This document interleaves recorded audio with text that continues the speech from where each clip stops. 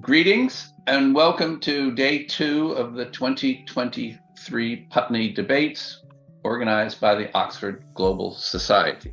The focus of this year's debates has been democracy in crisis. My name is Richard Clary.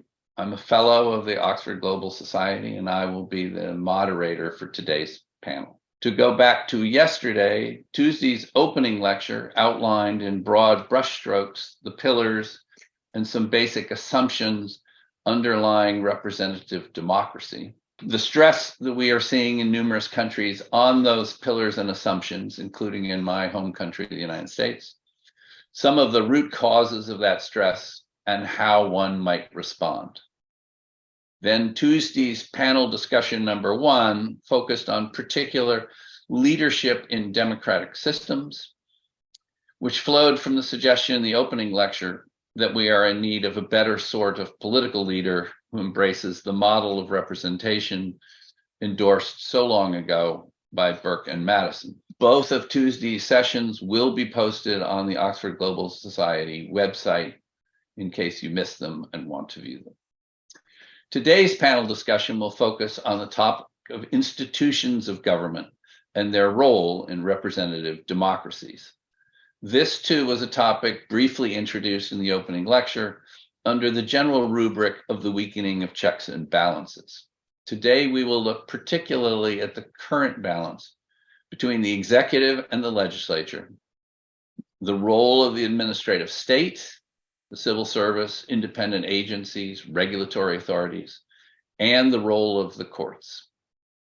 Our panelists today are Professor Paul Craig, a fellow of the British Academy, an emeritus professor of English law at Oxford University, specializing in administrative law and constitutional law. Sionaidh Douglas-Scott, the anniversary chair in law at Queen Mary University in London, constitutional scholar, and a fellow at the Oxford Global Society. Professor Ruzha Smilova is a professor of political theory at Sofia University in Bulgaria, and Frank Vibert is an associate of the Center for the Analysis of Risk and Regulation at the London School of Economics, and also a fellow of the Oxford Global Society. I am going to start us off with some brief introductory remarks. Different countries have different constitutional schemes, written or unwritten, that establish the basic core for their form of representative democracy. The United States, for example, in its written constitution, has a tripartite form of government with 3 branches, the executive, the legislature, the judiciary, having a separation of powers designed to serve as the checks and balances. The United Kingdom, in contrast, in its largely unwritten constitution, has a model based on parliamentary sovereignty, with the executive drawn from the parliament itself, the courts originally drawing their authority from the crown, at least from an American perspective, sit somewhat to the side. In both countries, there is then a multitude of other instrumentalities and agencies of government designed to provide the machinery of governance, what I have loosely called the administrative state. Other countries use their own constitutional models, but most have in one form or another an executive, a legislature, a judiciary, and an administrative state. What then are the appropriate interrelationships between and among those institutions of government in a representative democracy? For instance, has there been an enlargement, some would say aggrandizement over time, of the executive at the expense of the legislature? In the United States, there has been much written on the, quote, imperial presidency, close quote. In the United Kingdom, there have been suggestions that the prime minister over the past few years has been morphing into more of a presidential model. Similarly, what is the interrelationship in a representative democracy between elected government officials and the administrative state, however it is characterized? The civil service, the independent agencies and regulatory authorities, or as the media like to more colorfully describe them, the mandarins and the deep state. Should the administrative state be viewed as the nonpartisan repository of experience and expertise that leads to consistency in governance, however the political winds may blow at any given time?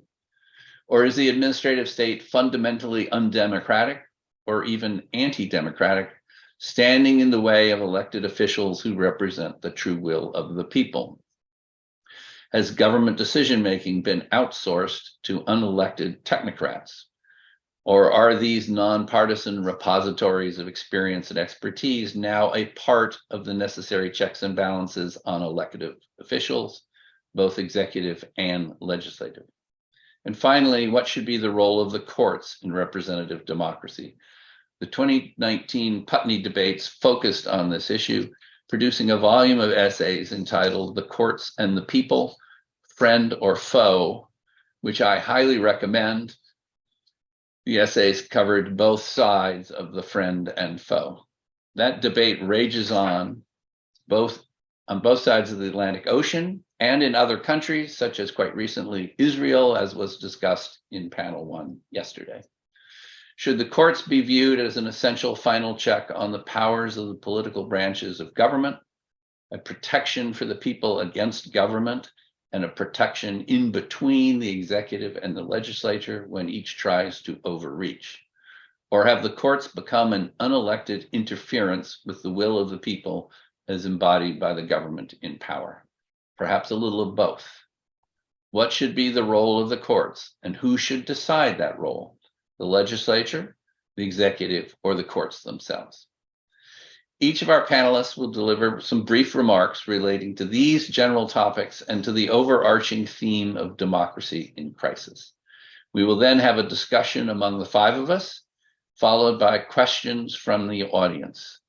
If, as an audience member, you have any questions, please use the Q&A button at the bottom of your screen. It is anticipated that this session will end at approximately 4:45 p.m. UK time. And with those introductions, let me begin by calling on Professor Paul Craig. Richard, thank you so much. It's a great pleasure to take part in the Putney Debates of 2023 concerning the important topic of institutions and government and their role in democracy. The focus of the ensuing brief analysis is directed towards the impact of the Constitution when we address that inquiry. The role of the respective governmental institutions in relation to democracy will perforce be shaped by the Constitution of the particular polity. It will stipulate with varying degrees of specificity the horizontal division of power as between executive, legislature, and courts, as well as the vertical division, insofar as the latter captures the relationship between individual and state as exemplified by a Bill of Rights. Constitutions vary significantly when judged by a plethora of criteria. A significant factor in this respect is the Constitution's relative breadth or narrowness as judged by the range of its coverage and the detail thereof. To put the point more starkly, constitutions can be relatively fat or thin. There's no a priori reason to prefer one over the other. The choice between the two can be the result of constitutional design, which is conscious, or adventitious historical circumstance flowing from the founding constituent moment. A range of considerations may well play into the option thus selected. The choice will perforce have consequences. Thus, other things being equal, the greater the constitutional coverage, the more issues are taken off the agenda of normal politics, or normal politics are circumscribed. This can in turn lead to problems of over-constitutionalization and removal of issues from the ordinary democratic process, which is a critique that has been leveled at the EU. It is, however, clear from modern as well as past events that the existence of a written constitution, which is founded on democratic impulse and designed to protect democracy, may fail to do so. That is readily apparent from the extensive literature on democratic backsliding, exemplified by the situation in particular in Poland and Hungary. It denotes, in the words of Nancy Bermeo, the state-led debilitation or elimination of any of the political institutions that sustain an existing democracy. As Bermeo notes, elected executives weaken checks on executive power one by one, undertaking a series of institutional changes that hamper the power of opposition forces to challenge executive preference. Disassembling of institutions that might challenge the executive is also done through legal channels, often using newly elected constitutional assemblies or referenda. Existing courts or legislatures may also be used in cases where supporters of the executive gain majority control over such bodies.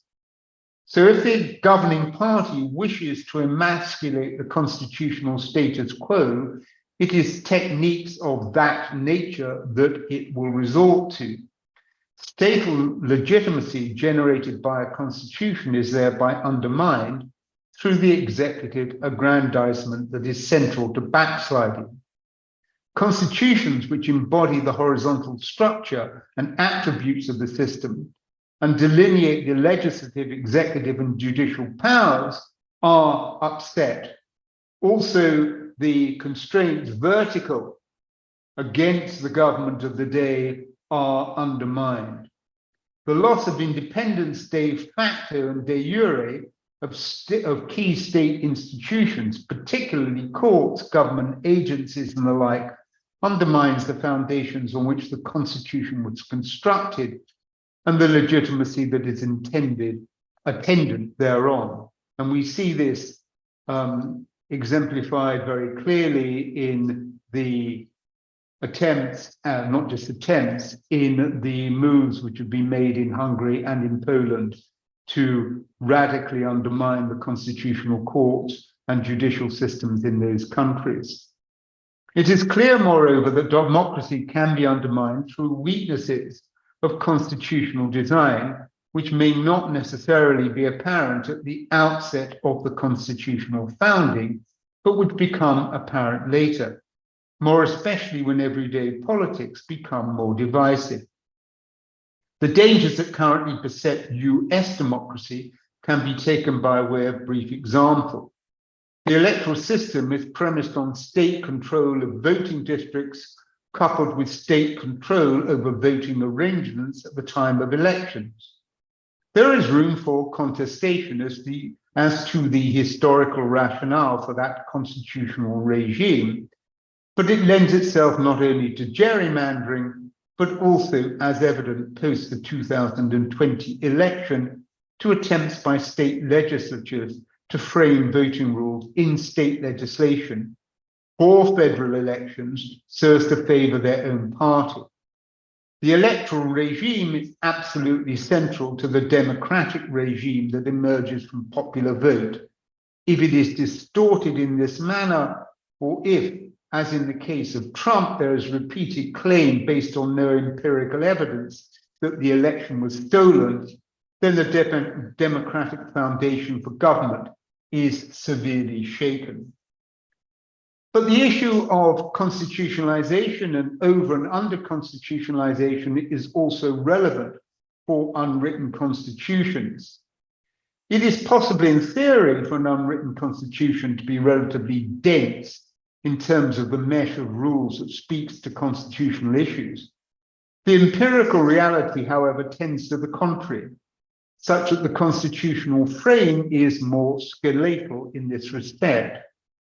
This is more especially so where the dominant constitutional principle is parliamentary sovereignty, which weakens the binding force of other constitutional constraints. There is then a greater danger of under-constitutionalization. The UK is almost certainly one of the most under-constitutionalized countries in the world, perhaps the most under-constitutionalized country. It's a choice that we made in the 17th century when parliamentary sovereignty became a reality. There are, to be sure, constitutional conventions and the like as to how power is used. There are constraints, indeed, that flow from the rule of law, and there are limits that flow from what is deemed to be politically acceptable. This does not alter the point being made here, which is that the very constitutional frame in the UK, which elevates parliamentary sovereignty to centre stage, is in itself predicated on and reflective of a relationship between the institutions of government and democracy. It vests the choice as to the more particular modality that the democratic state should assume squarely in Parliament, the legislative output of which is not subject to constraint as to substance or form. The justifications proffered for the status accorded to parliamentary sovereignty have differed over the course of 400 years in the UK. For William Blackstone, writing in the 18th century, the ascription of such sovereignty was expressly predicated on the idea of constitutional balance, whereby the King, Lords and Commons would act as a mutual check on each other. He was clear, expressly so, that in the absence of such balance, there would be a danger of tyranny. For Albert Venn Dicey, writing at the end of the 19th century, the ascription of such power was expressly predicated on the idea of a self-correcting parliamentary democracy, which captured the idea that power vested in the people, who elected the MPs, and the MPs controlled the executive, and hence, because of this upward trajectory, neither the executive nor Parliament would hurt the body politic. Neither the Blackstonian nor the Diceian rationale is applicable in the modern day. The modern case for parliamentary sovereignty rests squarely on its democratic legitimacy flowing from an extended franchise. There is undoubtedly normative force in that precept. It should nonetheless be acknowledged that there are limits to this foundational precept, which are both normative and empirical. This is in part because the same foundational precept has not been found conclusive by almost any other country in the world.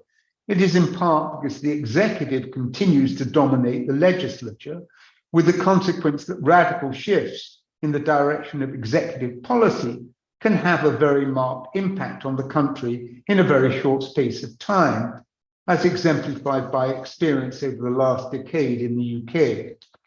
It is in part yet again because the first past the post electoral system, although based on universal franchise, repeatedly produces governments that have only secured a minority of the vote.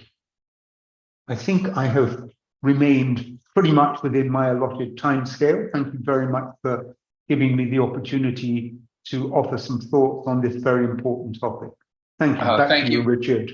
Thank you very much. And you were remarkably immediately on the 10-minute mark. So congratulations. Now let us turn to Professor Douglas Scott. Well, thank you very much for the invitation, and I'll try to stay within 10 minutes. This panel's topic brings to mind many issues, including how institutions should understand democracy. That, of course, prompts the question of what we mean by democracy in the first place. It's a most promiscuous word, as Bernard Crick once said, and that's a concept too promiscuous for me to consider here, I'm afraid. There's also the question of how institutionally democracy can work across the UK, when, as Richard states, the Northern Ireland Assembly is suspended because the DUP refuses to participate, and Scotland's denied a second independence referendum, although that issue has been cast by the SNP as one of democracy, of the Scottish people's right to choose. However, my focus today is on the executive, and particularly the UK government dominance, because I believe that so many problems for UK democracy arise from this. It's a feature of democracy that executive authority is not absolute. Constitutions have been crafted or evolved to ensure that checks and balances apply to constrain the executive. But all Britain's major institutions, the Crown, Parliament, judiciary, civil service, military, church, media, the basic constitutional order, were established in pre-democratic times. So the question is, are there actually adequate checks and balances, accountability to counterbalance executive power? I think not. I'll summarize some key problems, a very broad brush given the time limits, and briefly conclude why I believe this spirals out to affect many other issues. and cripples democracy in the UK. First issue I'll look at is the executive's dominance over Parliament. The British tradition has been one of strong government based on a first-past-the-post system, and Britain applies a parliamentary constitutional model, whereby government is drawn from and nested within Parliament. So there's no strict separation of powers, and although government's supposedly accountable to Parliament, this hasn't always functioned efficiently. Although parliamentary sovereignty applies, this usually means government acts through Parliament to implement its legislative programme, and so the executive dominates and often controls Parliament through patronage or the party whipping system. The 2022 Elections Act, applied recently, requires photo identification to vote and may disproportionately impact democratic participation. That was driven through Parliament in the face of objections.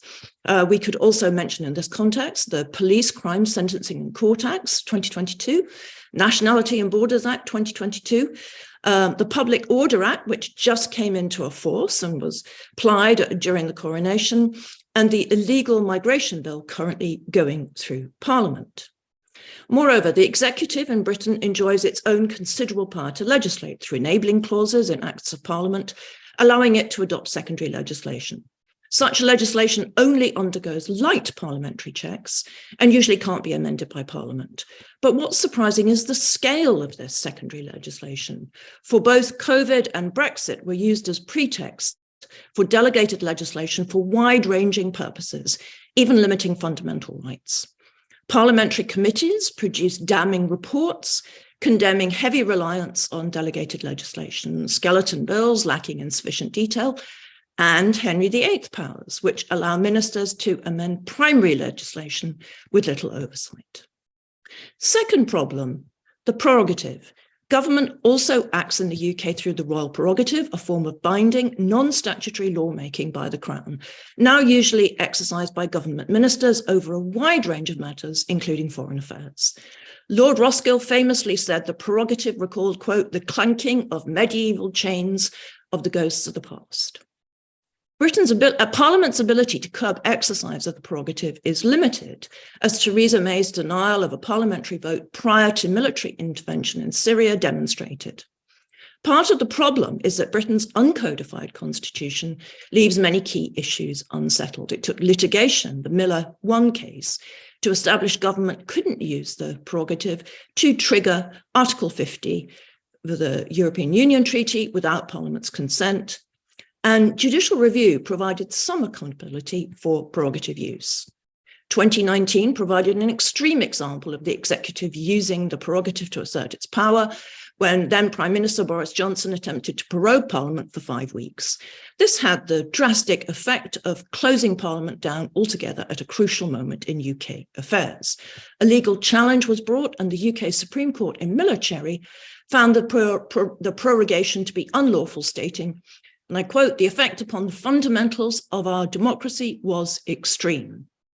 So far, any attempts to put the prerogative on a codified statutory footing have been unsuccessful. And so in its very vagueness, it remains open to government abuse.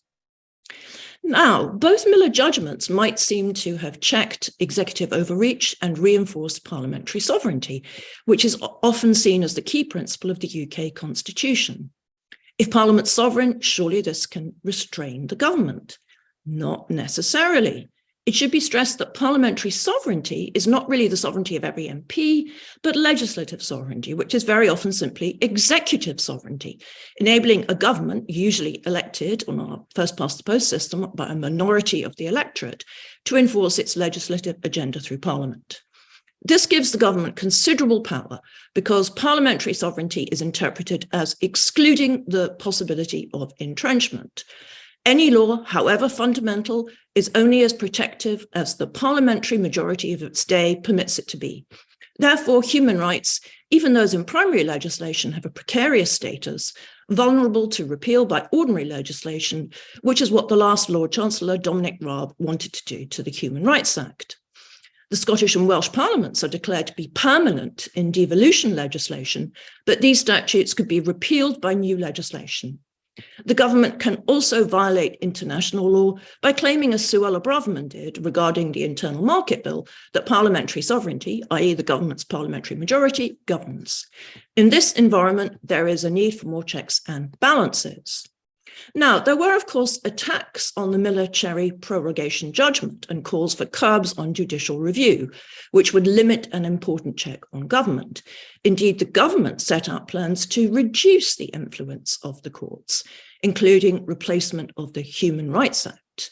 And in the Dissolution and Calling of Parliaments Act and the Judicial Review and Courts Act, it's used ouster clauses to prevent judicial review. Now, some balance might be provided by an impartial civil service or media. And I think because I want to stay within my 10-minute time limit, I'm going to skip that bit of my summary, but happy to come back to it in the discussion afterwards. Lastly, a direct mandate. Critics of the Miller-Cherry judgment attacked it as a check on executive power that thwarted the will of the people that Brexit be delivered.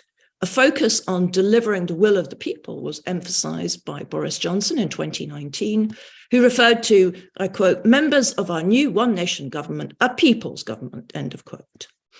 The suggestion that the government has a freestanding mandate from the people to deliver its manifesto is redolent of the populism of Carl Schmitt or Viktor Orban. When government ministers find their policies constrained by the judiciary, civil service, or House of Lords, they often argue such resistance is illegitimate because these are unelected institutions. The inference is that only executive government has legitimate political power because it enjoys popular democratic endorsement. This is a ridiculous argument. Only a minority of the population votes for government at general election, very often not on the basis of its manifesto. So this is a very limited understanding of democracy. It also replaces parliamentary sovereignty with executive sovereignty without any grounding. And so on to my conclusion. Of course, not all of these issues are singular to Britain. Other executives have claimed a direct mandate in circumstances where none legitimately exists. The US and Trump come to mind. I'll conclude with 2 points. Firstly, there are too many recent examples of the mechanisms of accountability of the executive being weakened. Britain long relied on a theory of political constitution based on parliamentary sovereignty with political, legally unenforceable restraints on government, constitutional conventions. Peter Hennessy exposed the problems with this in his No Longer Good Chaps theory. This theory is no longer working effectively, but reliance on it enables the government to push through its agenda unchallenged by legal safeguards. So examples are provided by widespread secondary legislation with minimum scrutiny, which compromises the rule of law, sidelines Parliament, the prerogative being used to sideline Parliament, absence of entrenchment, which allows the government to push through major constitutional change, such as Brexit, or if it wants, repeal the Human Rights Act or abolish devolved parliaments, violating international law, as it seems to be doing with the illegal migration bill, imposing legislation on the whole UK, which devolved nations do not agree with, and a majority of their electorates in Scotland and Northern Ireland voted against, as with some Brexit legislation, has been described as a power grab by the UK government. And the government has continued in office despite general deterioration in standards illustrated by Partygate. These are the excesses. What to do? Well, I would argue we need enforceable remedies. This doesn't mean full-scale codified constitution, but reform to ensure the possibility of entrenchment of certain key ideas. Also, it's urgent to reinforce standards in public life. How might you do that, you may ask? It's like trying to nail jelly to the ceiling, possibly. But at present, the UK government is limited principally by its own inhibitions and practical and political constraints, which are often non-existent or ineffectual or both. So I finished by saying that unrestrained state power of our government poses the greatest threat to our democracy. Thank you very much. Thank you very much. That was a wonderful presentation and also within our times. And now we're going to hear from Professor Ruzha Smilova. I hope I got that right. Thank you. Thank you for getting in right and for the invitation to join this outstanding panel and to contribute with little I can to the Putney Debates of 2023. My topic is the dangers of what I call meritocratic depoliticization, the dangers that come with outsourcing the democratic decision making to different institutions of what is being called the administrative state. It has long been argued the democracy's crisis today and in the past is due to inherent tensions in liberal representative democracy. These tensions have been differently identified between redemptive and pragmatic aspects of democracy, as Margaret puts it, between popular sovereignty and rule of law and respect for individual and minority rights, as Habermas puts it. I argue that the central tension is between equality, the fundamental value of democracy on the one hand, and the growing inequalities and asymmetries of power under representative government and free markets on the other.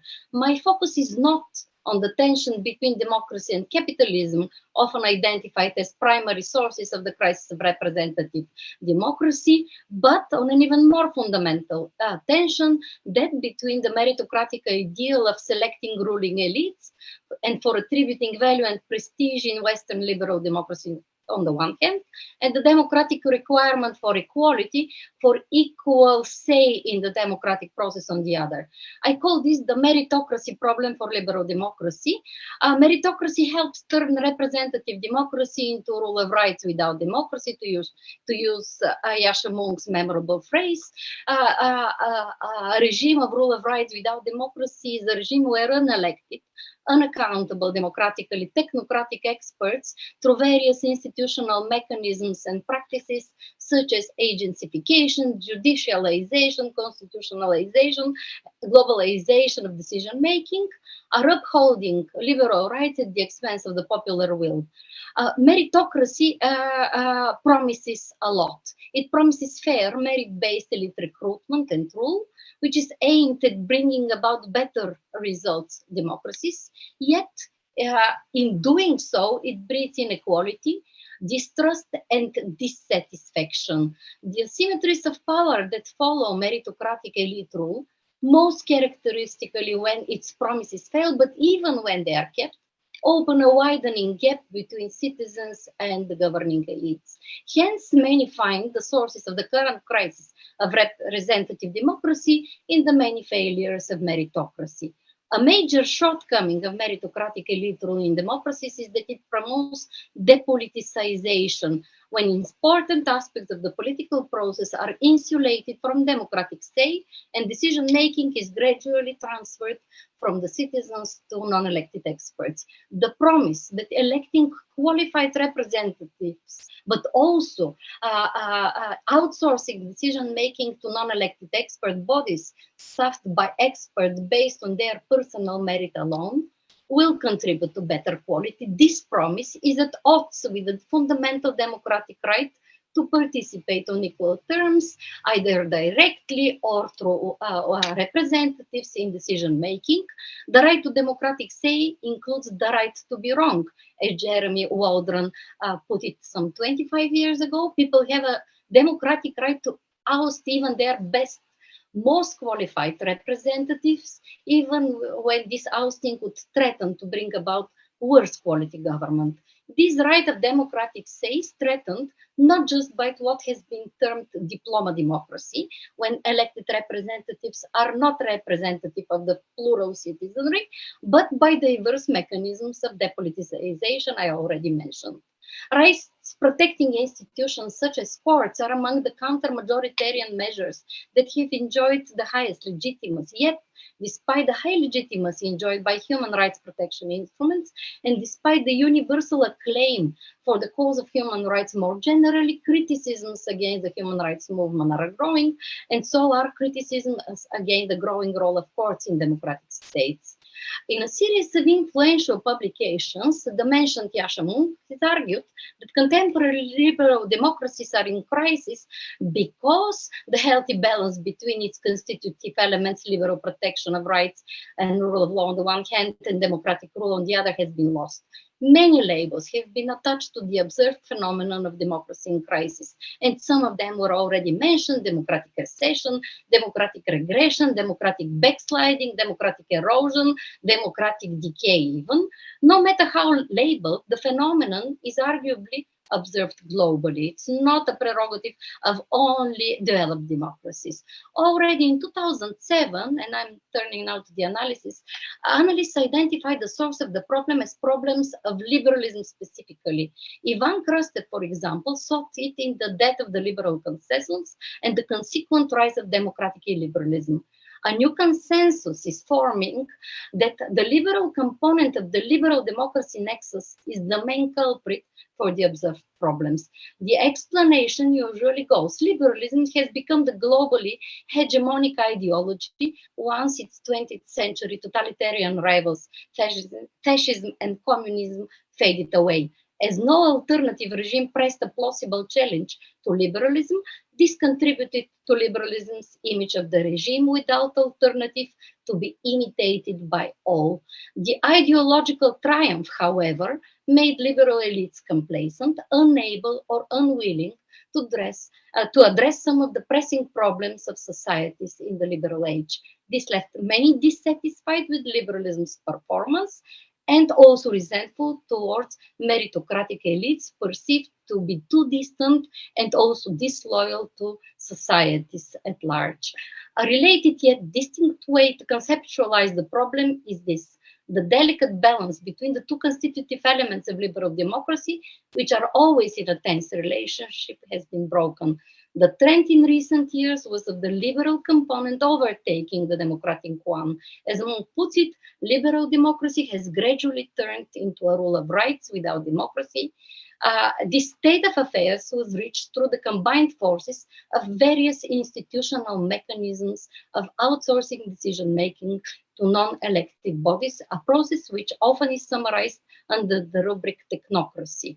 And I already mentioned that the technocracy works through multiple mechanisms: agencyfication, judicialization, constitutionalization, NGOization, very prominent in Central and Eastern Europe, where the weak state basically outsources a lot of social services to NGOs and to social service providing non-governmental organization. Also globalization of decision-making, outsourcing of national democratic decision-making to supranational bodies and fora is contributing to what can be described as emptying democracy of its democratic content. In this list, we see different manifestations of a trend that has long been noted of turning liberal democracies into democracy without choice, where democratic say becomes irrelevant. People may be able to change government,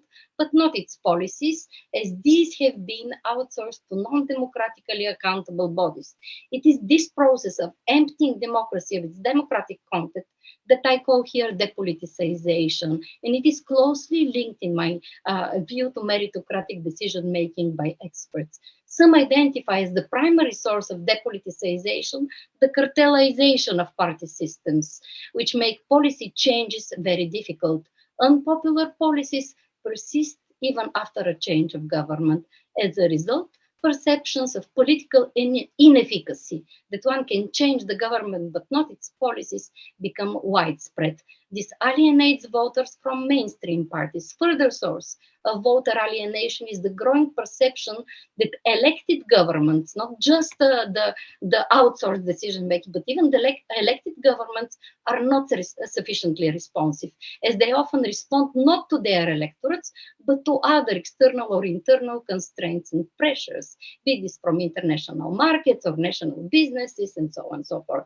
Parties in government often fail to ensure the desired balance of responsible and responsive government. which disrupted balance is a principal source of democratic malaise that confronts many Western democracies today, as Peter Mayer long noted.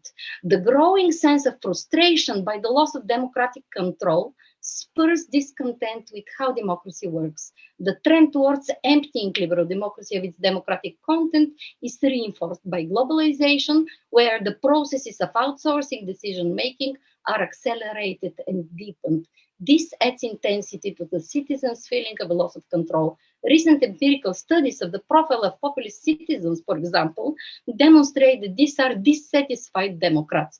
They value democracy highly, yet find faults with its performance as they feel they are not well represented. Populist voters also feel less ontological security and tend to feel less in control of their own lives than the voters for mainstream parties. Depoliticization, be it in the form of outsourcing decision-making to non-democratic meritocratic bodies or in the form of TINA politics, or there is no alternative politics, is at odds with the democratic credo, according to which it is the sovereign, the plural citizens, who should decide directly or through their representatives all important political issues affecting their polity. The de facto depoliticization of vast areas of decision-making disempowers citizens, leading to increased feelings of loss of control over their lives, even though there are benign justifications for removing areas of decision-making from popular control. When taken to extreme, this leads to democracy without choice, a main source of the populist backlash. The growing asymmetries of power under the rule of experts, especially when the influence of free markets is added, lead to further growing inequalities. The growing inequality of power between citizens and experts and governing meritocratic elites more generally opens a gap which is aptly exploited by populists, who promise to restore democracy by taking power from the elites and giving it back to the people. Yet, instead of restoring a healthy balance at the heart of liberal democracy's success, what populists often deliver when in power is democracy without rights. A major source of the appeal of populists' easy fixes to democracy's problem is the anti-elitist rhetoric they use, which falls on fertile ground. Governing meritocratic elites have attracted much frustration, not only on account of their broken promises to deliver better quality democracy, but also because of their condescending attitude. The more successful tend to display towards the less successful due to their meritocratic hubris. And here I will stop. Thank you for your attention. Thank you very much. And another wonderful address. Frank, you're up. Well, thank you, Chairman, for unmuting me, and thank you for this invitation to participate in the 2023 Putney Debates. Yesterday, when you spoke, you gave us a lot of reasons why we should think of democracy in crisis, and our panelists have given us a bunch more. I wanted to talk just about one question, and that is the relationship between institutions and policy processes. Failures in democratic policy processes provide one reason why democracy might be said to be in crisis. The failures mean that democracy does not deliver what people want and expect, or what they hope from their own participation in voting.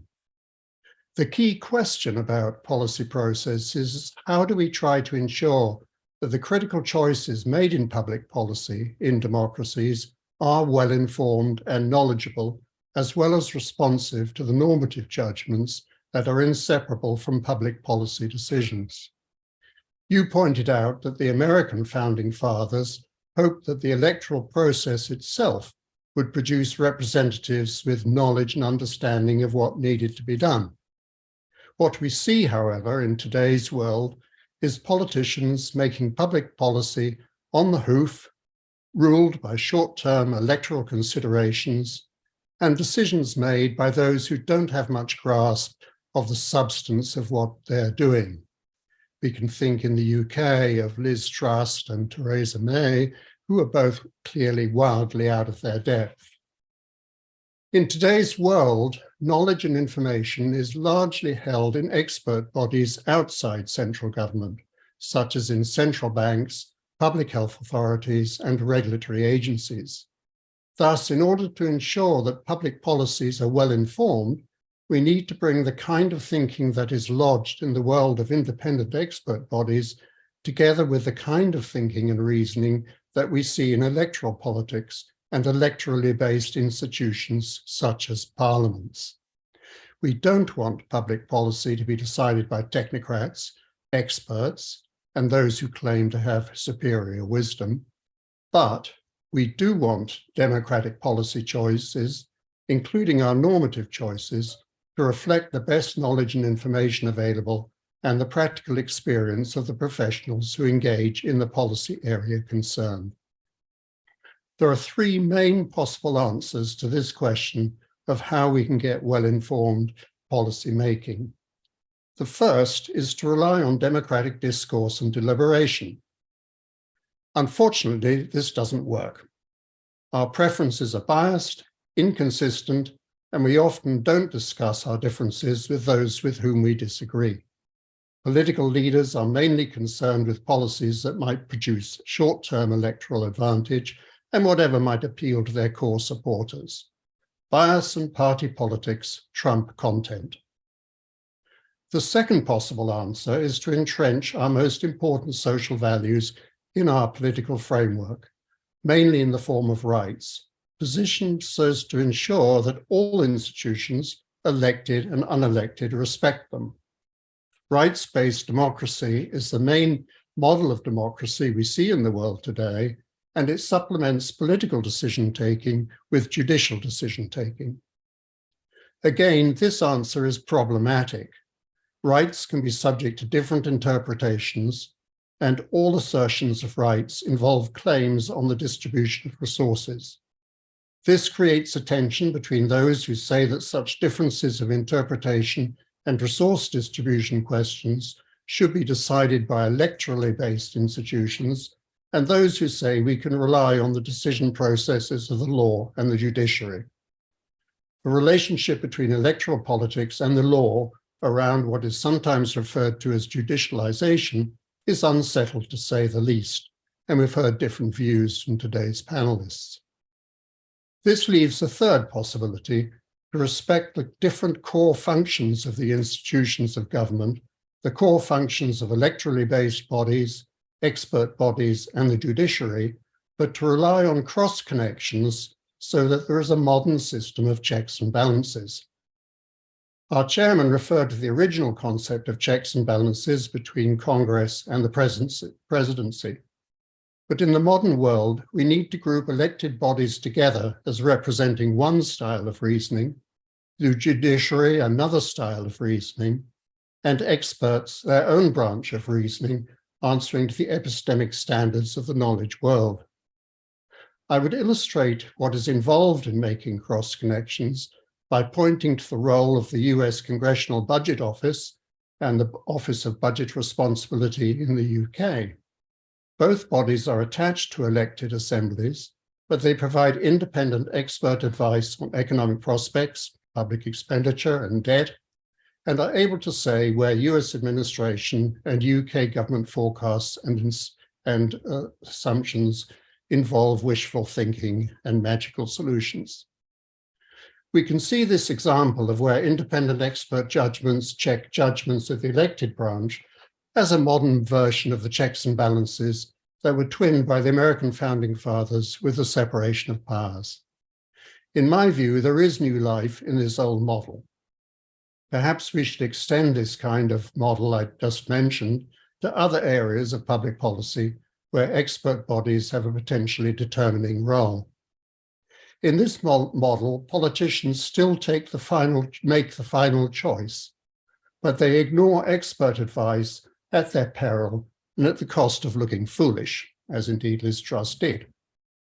Whatever view one takes, I see the question of how to arrive at better informed decision-making as one of the most important questions facing democracies today, if we are to move away from this sense of democracy in crisis. Thank you, Chairman. Thank you very much. Those were four wonderful addresses, and I appreciate all of the thought that went into it. We seem to have some areas of agreement and some areas of fairly stark disagreement. I would I'd like to ask a few questions of the panel as a whole, but some of them, the first set will stem from our first two lectures. Both Sionaidh and Paul indicated that that there has been executive aggrandizement at the expense of parliamentary sovereignty. That has certainly been a theme in the United States as well, and I'm wondering, what is the cause of that it has become so pronounced of late? And I would like to toss out a thought, which is it in part because of the presence in the current parliament of such a large majority of one party that is what has allowed the executive to emerge as essentially executive sovereignty rather than parliamentary sovereignty? And would changes to the electoral system, for instance, changes to first past the post, create more balanced parliaments, which would return sovereignty to parliament from the executive? Welcome any reactions, including saying, wow, you Americans just have no idea how it works. Well, I mean, I can proffer a thought, and I'm sure Sionaidh's got thoughts about this as well.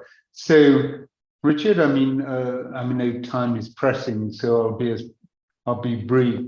There were 2 points that you made, and I agree with the second, I think, and probably not the first in this sense.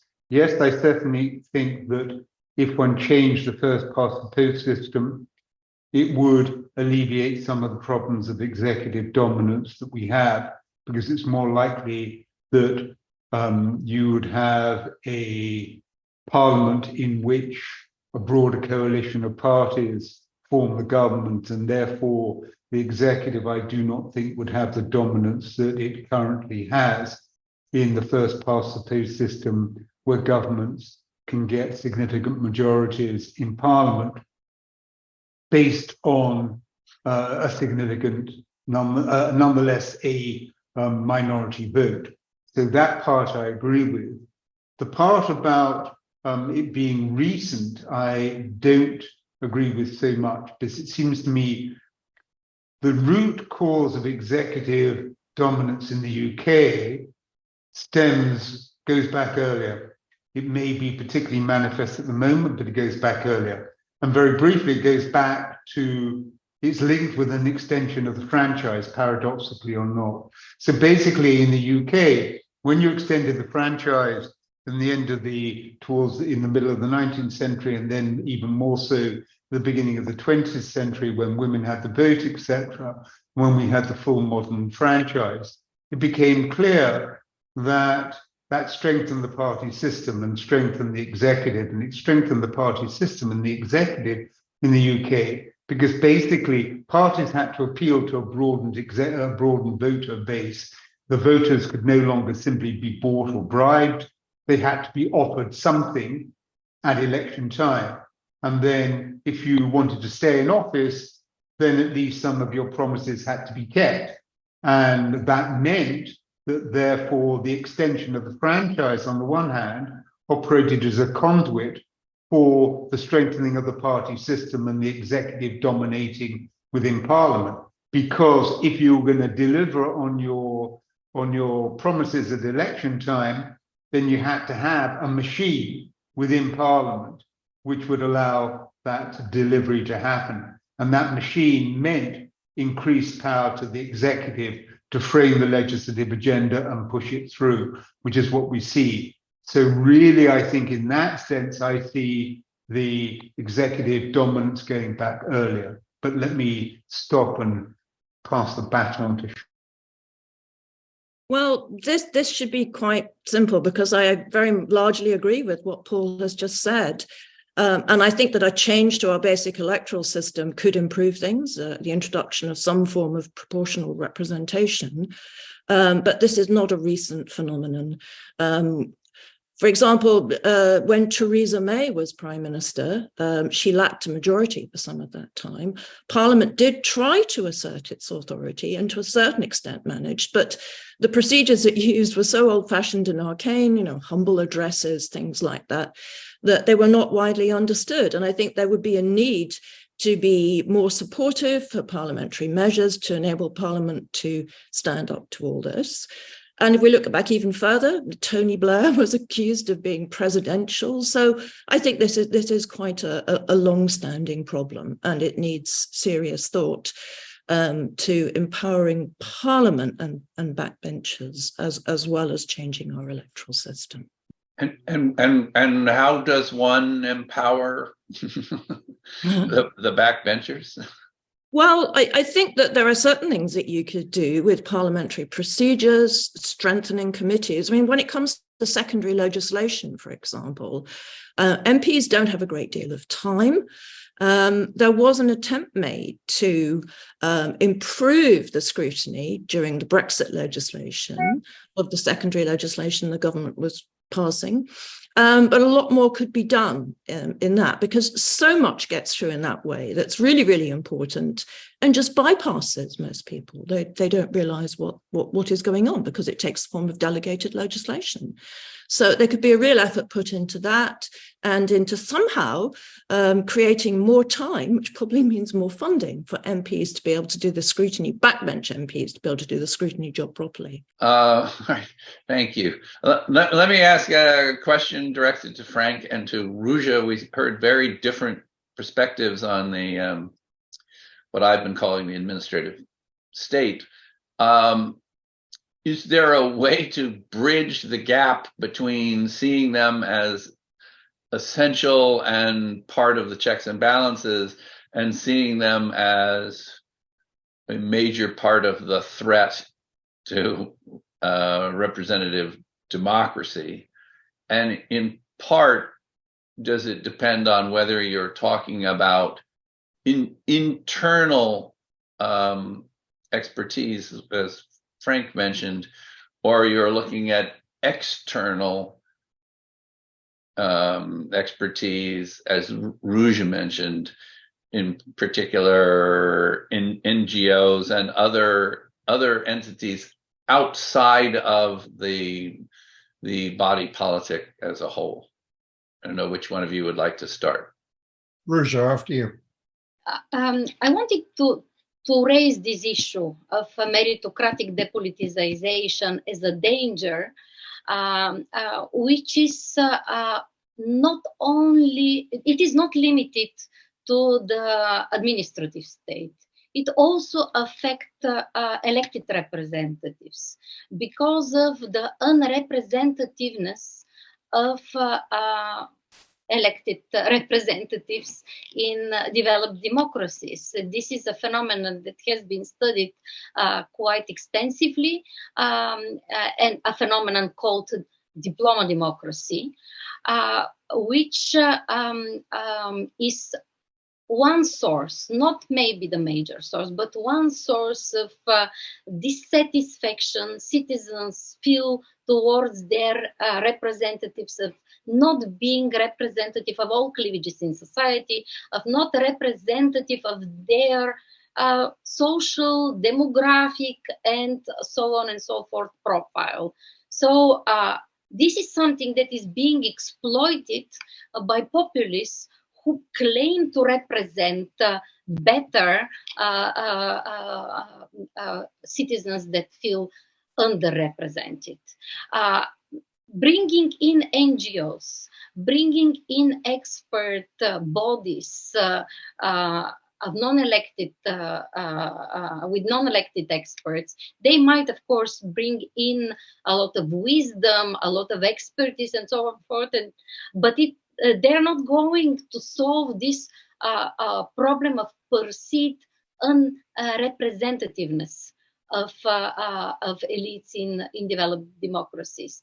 And what I am interested in, I'm working on to explore is whether it is possible to think of ways of expanding understanding of meritocracy, for example, by introducing changes to the higher education, to universities, opening up universities to reflect diversity in society and give chances for people from all walks of life to make it there, and include much wider definition of merit as relevant qualifications that are important to be represented even in expert bodies. And I think that, and here I'm working on the work of, I'm using the work of Elizabeth Anderson, the American philosopher, who is proposing expanded definition of more inclusive higher education, and on that I believe that an expanded meritocracy could somehow bridge this gap between citizens perceiving a growing distance between themselves and their representatives. And I know that in the UK, for example, there is this growing pressure for universities, especially elite universities, to include more and more students from all walks of life. This is not to the same extent in the UK.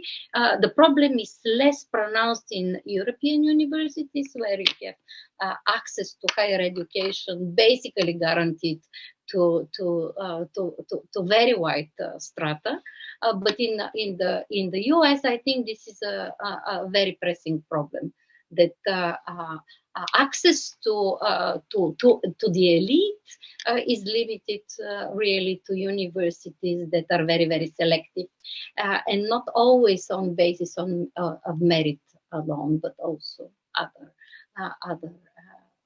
Okay, Frank. Well, my starting point was that we need better policy making to restore the credibility in democratic governments. And I see expert bodies as part of the checks and balances which would help that happen. But internalization, as you called it, the example I gave of the Congressional Budget Office or the UK Office of Budget Responsibility, is a possible answer. If extended to other independent or semi-independent agencies, it would mean more formal presentation of advice to Parliament, and not just private advice to prime ministers and ministers, departmental ministers. I was on a regulatory board myself once, and I was very aware of these private discussions, engaged in them myself with the ministry. And then, of course, the regulatory body gave its annual report. Well, this is quite, to governments, of course, this is quite inadequate. So I think the model I've suggested would be more transparent, more parliamentary, and more effective. Would any of our other panelists like to jump into that set of comments? No? Okay. Are there other pieces that any of you want to respond to what any of the other panelists said in their remarks? Yes, Sionaidh. I have one question for Frank, actually, and I think that I largely agreed with your conclusion, but I think you were too quick to dismiss the possibility of entrenching certain important commitments. I agree that they can be subject to different interpretations, and certainly in the US, with the US Supreme Court, one has seen a lot of that. But commitments can be entrenched in such a way that you don't necessarily have to bring in the courts. You could require a supermajority for certain things to happen, a supermajority in Parliament.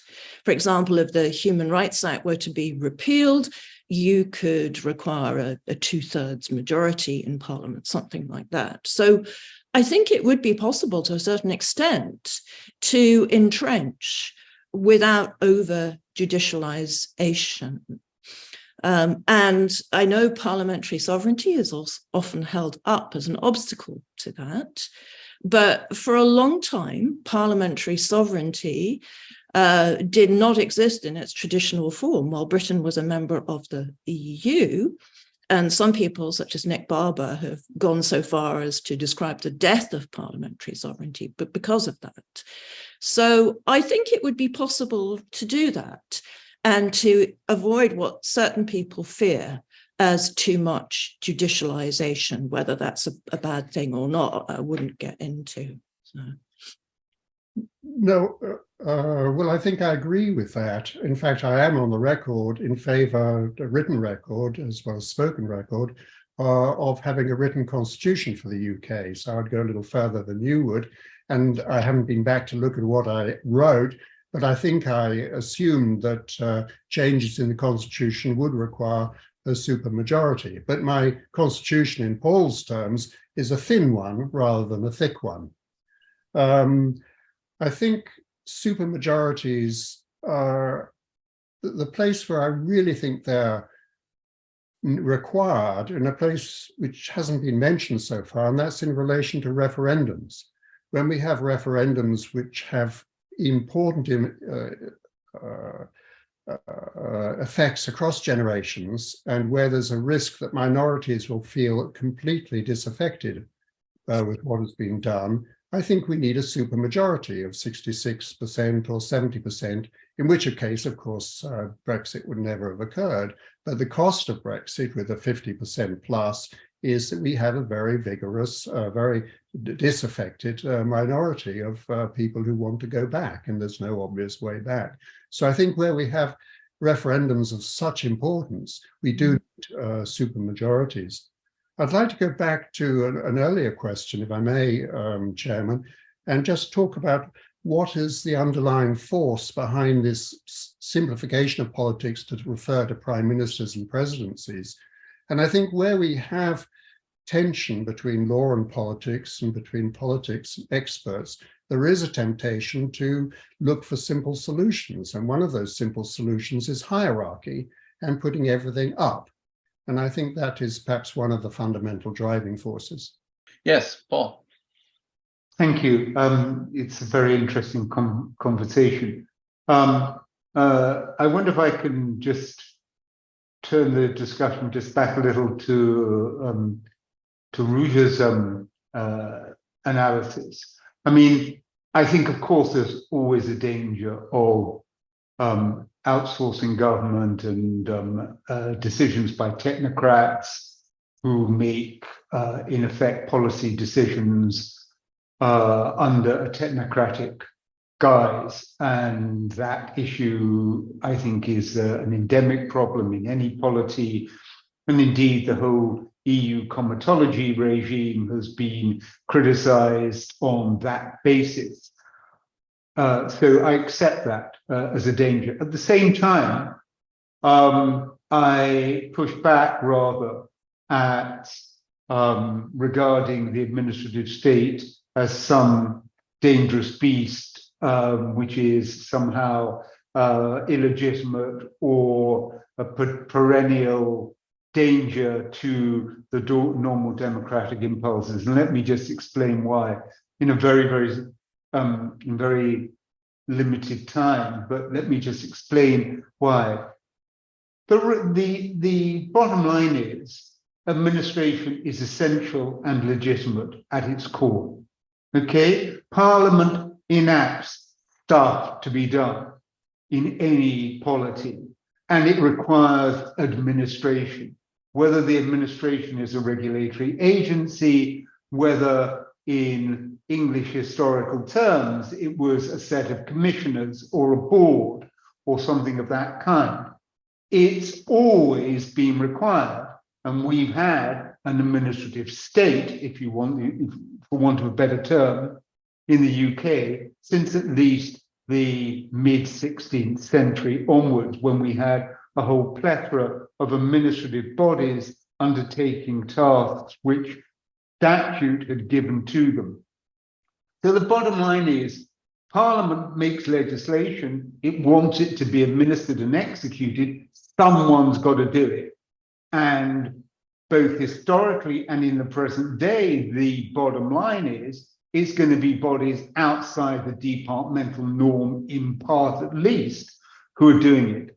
So I think and I'm not saying you were doing this, but I think you came close to doing it, to rail against the administrative state as if it could be something other than it is, or that we could have a society in which these bodies didn't exist, or these bodies were somehow illegitimate.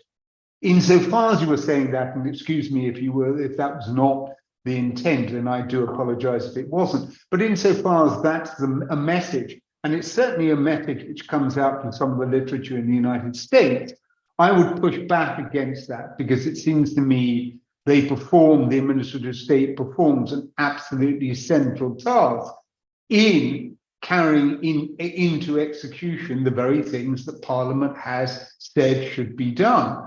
Now, of course, there are endemic problems about ensuring that the administrative state itself is accountable, and that the administrative state and that you have, for example, sufficient guidance from Parliament as to what the administrative state can do, and sufficient controls over what it does to make sure it's accountable to Parliament. But that's, as I said, an endemic problem which has been with us for at least 400 years in the UK. And let me just put on the table one more specific way in which the under-constitutionalization in the UK, and it picks up on something that Sionaidh said and something that Frank has said as well, is reaps problems. So the very fact that we're under-constitutionalized in the UK is that we push aside even the possibility of having a non-delegation doctrine of the kind that exists in the US and in a number of European countries, whereby you can actually say to Parliament, actually, you're delegating massive amounts of authority, and actually you haven't sufficiently circumscribed or identified the basic values and principles which should underpin this area.